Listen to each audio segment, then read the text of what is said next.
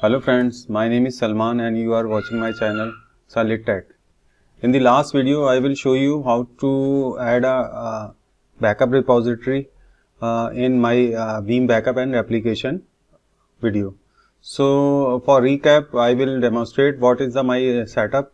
So as you can see, I have an workstation, VMware workstation on my laptop, on which I have installed two ESXi servers.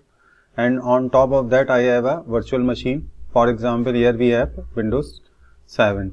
So in the last video I attached the backup repository and I installed Veeam backup and replication version 11 on my laptop. Now in this video I will cover the following topics: how to create a new backup job in Veeam backup and replication version 11, how to add multiple VMs in single backup job, how to exclude VMs hard disk in a backup job, how to enable application aware processes, and how to enable cache file system indexing. And finally I will cover how to schedule job monthly, daily and periodically. So let's go to my VM console. So this is the console which I left in my last video. So as you can see on the home tab, on the top I have an option backup jobs. So I click on this job and select first option, virtual machine. So as you can see, I give it a name, user friendly name. So here I can say it job number 1, Windows 7. Okay, created by Salman Home. This is the description. Select next. Here you have a choice of virtual machine. Now you can add one virtual machine or multiple virtual machine. For example, if you want to add any virtual machine, I click on that. So as you can see, I have two ESXi host server in my lab. So I click both of them. So you can see I have added one virtual machine, or if you want to add multiple virtual machine, I click on the select button and click it, and then click on another machine. So I click I select two machine and click add. So in this way you can add multiple VMs on a single job. So for example, if you want to create a job and include 10 machines, so you can easily add one by one in a single job. So in this case I will delete this machine. So here we have an option of exclusion. Exclusion means, for example, if you want to add vCenter server have ESXi server and all the servers, but you don't want to add specific servers. For this scenario, you choose exclusion. Here you can exclude VMs, disks and templates. For example, if you want to exclude some VM, you can add them. Then you show all hierarchy, and then you exclude any one of them. So this VM is not included in your backup job.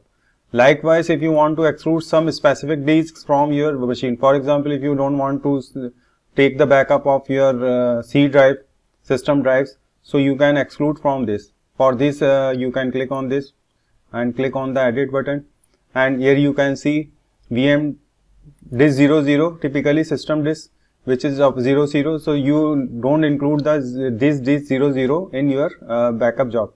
Same wise, I will show you where you find your disk numbers. So I will open my ESXi. So this is the Windows which I include in my backup. So if I added the setting of my virtual machine, and for example you have one hard drive, if you expand this, here you can see the number SCSI 00. So in this way, if you have 2 drives, 3 drives, 4 drives, you can exclude or include any disk. For example, we selected disk, add SCSI disk. Here you can choose any disk you want to exclude from your backup. So in this way you can take backup of the selected disk. So this is a very very good option. So this time I click. Same wise, if you don't want to take the templates in your backup, you can select this option too. So in this way I can select multiple items in exclusion. Here you can click on the recalculate. So my size of my VM backup is 15 GB. Now I can select on the next. Here backup proxy is automatic selection, backup repository, which I created in my last videos. So this is the backup repository which I added in my last video. Keep certain backup longer for archive backup. We left this option right now, but I will discuss all the advanced option like backup, maintenance, storage, notification in my incoming videos. So I skip this option. Gas processing, which this is very important option, because if you enable this, enable application aware processing, because what it does if you take the backup of your Active Directory, your Exchange server and your SQL server. For example, if you delete some user in your Active Directory, you can easily restore from the backup. Same wise, if you delete some mailbox or mail enable users, you can restore from the backup if you check this box.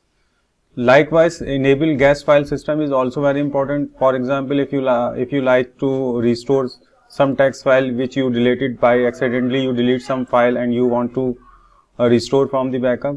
So by enabling this check box, you are enabled to restore from the backup. So this is the very important options.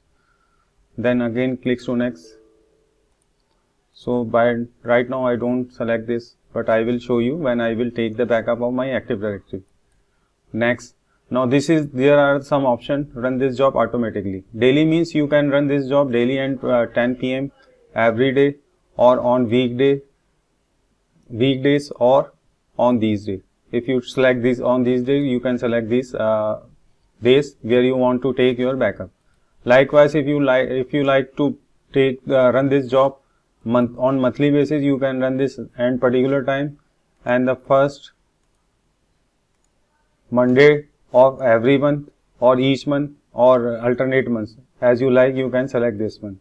Similarly, you can select this periodically every 1 hour or every month or continuously, but I don't recommend to use continuously, because if a backup job run in a production environment, it will slow down all your processing or network.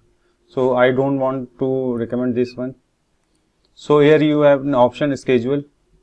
So for example, if your working hour is this, so in this window you deny your backup. So your normal network routines run smoothly during this hour. Same wise, there is an option retry fail processing 3 times. If backup job fail from any reason, it will try 3 times, and the attempt time between each backup is 10 minutes. You can change from here. Also, there is an option if you allow certain time limit in your backup, you can allow or deny from here.